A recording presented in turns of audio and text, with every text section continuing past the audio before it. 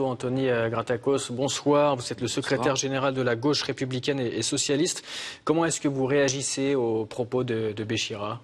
Évidemment, c'est insupportable, les difficultés qui sont faites à cette jeune femme. Et je crois, oui, qu'il faut faciliter quand il y a une immigration qui se passe bien, une intégration qui se fait correctement dans la société, dans la vie professionnelle. Il faut faciliter l'accès à des papiers à ces personnes-là. Et comment faciliter l'accès aux papiers à ces personnes-là ? Comment établir peut-être des quotas, comme ce qui se passe au Canada, en Grande-Bretagne, aux États-Unis ? Alors, immigration choisie, quotas, bon, c'est vrai que pour un certain nombre de personnes, c'est un gros mot, et pourtant, ce sont des débats qui ont traversé toutes les familles politiques et depuis très longtemps. Moi, je crois qu'il faut avoir un rapport laïque et dépassionné à l'immigration et quasiment une approche scientifique de la question. Il faut voir que derrière ces situations, ces départs, ces exils, il y a toujours des drames et des difficultés. Pour autant, il faut qu'on ait en France une méthode d'accueil et d'intégration qui soit adaptée, et c'est pas le cas aujourd'hui. Clairement. C'est pas le cas parce que, d'une façon générale et sur tous les sujets, l'État a déserté ses missions régaliennes. Donc, il faut d'abord qu'on réfléchisse aux critères d'accueil que l'on souhaite mettre en place. Il faut qu'on ait un débat ouvert. Il faut les professions qui nous intéressent, comment dire, les catégories de population qu'on peut accueillir dans des conditions convenables et combien on peut en accueillir. Moi, j'ai pas peur d'avoir le débat sur le chiffre. Par exemple, on parle d'un manque de main-d'œuvre actuellement, que ce soit dans les restaurants ou dans le BTP. Est-ce qu'une immigration choisie là-dessus pourrait être... Oui, mais alors, l'immigration choisie pour maintenir la pression sur les salaires, non. Parce que clairement, aujourd'hui, vu le nombre de chômeurs qu'on a en France, est-ce qu'on a besoin d'aller chercher de la main-d'œuvre à l'étranger? Non. Le problème des secteurs où on ne trouve pas de salariés, c'est le problème du niveau des salaires. C'est que les salaires sont trop bas et les conditions de travail trop difficiles. Donc commençons par augmenter les salaires dans ces secteurs comme la restauration ou le BTP et on verra si on manque de main-d'œuvre ou pas. Mais quand on a plusieurs millions de chômeurs, on n'a pas besoin d'aller chercher des gens à l'étranger. Et pour les cerveaux, on parle de fuite de cerveau. Est-ce qu'il faut aller chercher des personnes, des étrangers capables... Alors, il y en a beaucoup, j'ai plus le chiffre en tête, mais énormément d'étudiants étrangers viennent travailler en France.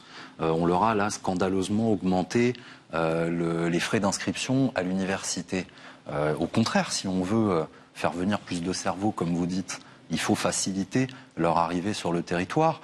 Et ce sont des personnes qui n'ont pas vocation à rester très longtemps d'ailleurs. En général, ils repartent quelques années après la fin de leurs études. Pour autant, ils enrichissent notre savoir-faire, ils enrichissent notre milieu scolaire. Oui, il est dramatique que des étudiants français partent aujourd'hui aux États-Unis, en Inde ou dans des pays du nord de l'Europe parce qu'ils vont être mieux payés pour pouvoir appliquer ce qu'on leur a appris en France. Et là encore, c'est la question des salaires. La situation des chercheurs, par exemple en France, est dramatique. Le niveau de leur salaire est désespérant. Et je comprends qu'à un moment, quand on a passé autant d'années à étudier, on a envie de gagner correctement sa vie. Et quand on est invité par des grandes entreprises ou des grands laboratoires étrangers avec logement, voiture, etc., accueil de la famille, prise en charge des enfants en milieu scolaire, je comprends qu'on soit intéressé pour quitter le pays. Anthony Gratakos, Didier Lesky, le directeur général de l'Office français de l'immigration et de l'intégration, a estimé avant-hier dans Marianne, je cite, que nous sommes dans une impasse. Alors évidemment, il évoque le naufrage qui s'est passé dans la Manche, mais il y a aussi la situation à la frontière entre la Pologne et la Biélorussie. Il y a aussi la Grèce qui a inauguré des nouveaux campements de migrants. Comment lutter efficacement contre le sentiment d'insécurité des Français? Ouais. Alors, c'est compliqué de faire le lien. Vous faites un lien direct entre immigration et insécurité. Bon. C'est ce qu'il y a dans la campagne. Oui, non mais prenez n'importe quel enfant dans n'importe quelle partie du monde. Mettez-le dans un milieu aisé. Il évoluera bien et il s'en sortira bien. Prenez n'importe quel enfant de n'importe quelle partie du monde et mettez-le dans un milieu défavorisé et forcément, il aura des problèmes. Donc, alors, évidemment, on va dire, vous êtes de gauche, vous ramenez tout à la question sociale, mais c'est quand même extrêmement important. On ne parle pas, je veux bien qu'on parle d'insécurité, mais est-ce qu'on parle de la ghettoisation de ces populations en France? Est-ce qu'on parle de leur situation, par exemple, scolaire? Le lycée le mieux doté de Seine-Saint-Denis est moins bien doté que le lycée le moins bien doté de Paris. Est-ce normal? Est-ce qu'il est normal, vous me parlez d'insécurité, est-ce qu'il est normal que les effectifs de police aient baissé? Est-ce qu'il est normal qu'on ait fermé des tribunaux? Est-ce qu'il est normal qu'on ait cessé de supprimer des fonctionnaires dans tous les services de l'État? Qu'on ait fait disparaître en milieu scolaire les maîtres E, les maîtres Z, les infirmières, les psychologues? Est-ce qu'il est normal qu'on ait supprimé l'accompagnement en prison des gens qui en sortent, sous prétexte de maîtriser les budgets? Mais le résultat, il est là.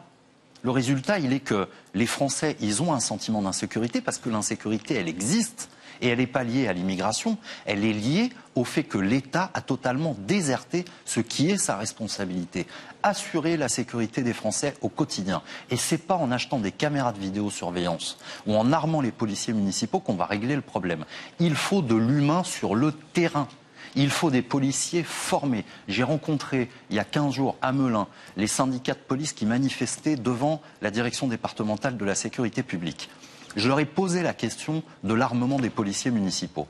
Et ils m'ont dit, mais monsieur Gratakos, on n'a pas le temps, nous, de nous former correctement. Alors évidemment, ils ont un uniforme, ils sont en danger. Il faut qu'ils puissent être armés. Je ne suis pas d'accord avec ça, mais c'était leur point de vue. Mais nous-mêmes, on n'a pas le temps de nous former. Et vous ne pensez pas qu'il y a un problème là, des membres de la police nationale, des syndicalistes, qui expliquent qu'ils n'ont pas le temps de pouvoir se former à leur mission?